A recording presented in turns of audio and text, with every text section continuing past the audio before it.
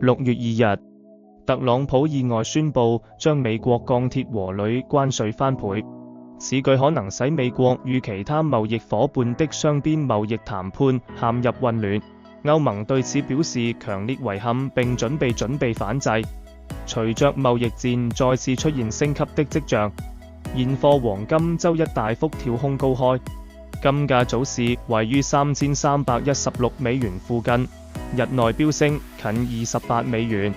美國總統特朗普5月30日表示，從6月4日起，將把美國進口鋼鐵和鋁的關稅從目前的25%上調至50%。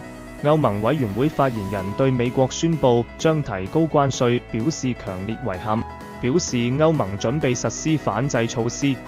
美國鋼鐵工人聯合會 SWU 批評了特朗普的聲明，稱這是對加拿大工業和工人的直接攻擊。加拿大業界也表示強烈反對，強調破壞鋼鋁跨境供應鏈對加拿大和美國都損失巨大。黃金短期技術前景。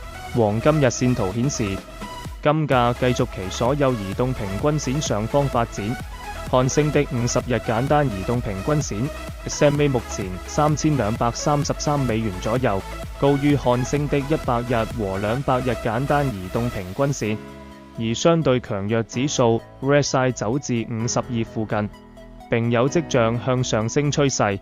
隨着買家推動金價突破$3300，金價下一個關鍵阻力位將是$3350。若金價突破上述阻力，那麼接下來將瞄準$3400。如果金價下挫至$3300下方，下一個支撐位將是5月29日的波動低點$3243。